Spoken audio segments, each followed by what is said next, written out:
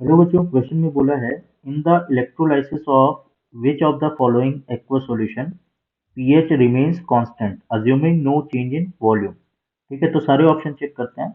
अगर हम K2SO4 की बात करें तो K2SO4 में H प्लस आयन डिस्चार्ज होता है in preference of K plus at cathode. ठीक है, और OH माइनस आयन डिस्चार्ज होता है एनोड में। डिस्चार्ज होता है एनोड में। ठीक है, तो अल्टीमेटली जो सॉल्यूशन है, ठीक है ना, उस सॉल्यूशन में आपको दिखाई क्या देगा, के प्लस दिखाई देगा और SO4-2 दिखाई देगा। तो इसका पीएच जो है चेंज नहीं होगा, पीएच विल नॉट चेंज। ठीक है ना, तो पहला वाला ऑप्शन तो यहाँ पे हम क्या बोलेंगे कि रिमेन्स कांस्टेंट, तो यहाँ पे ए ऑप्शन सेटिस्फाई करेगा।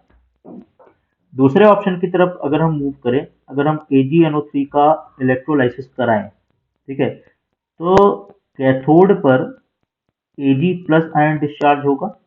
ठीक है ना, Ag प्लस आयन डिस्चार्ज होगा। और एनोड की अगर हम बात करें तो OH माइनस आयन डिस्चार्ज होता है एनोड की तरफ। ठीक है, तो अल्टीमेटली सॉल्यूशन में आपको NO3 माइनस और H प्लस दिखाई देता है। ठीक है ना, NO3 माइनस और H प्लस दिखाई देता है।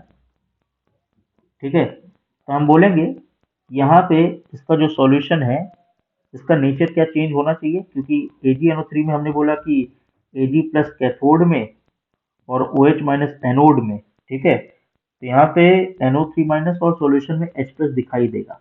ठीक है, तो हम बोलेंगे कि H प्लस की वजह से सॉल्यूशन का पीएच चेंज हो जाएगा। Solution pH of solution will change, किसकी वजह से, H प्लस की वजह से, जो कि सॉल्यूशन में प्रेजेंट है।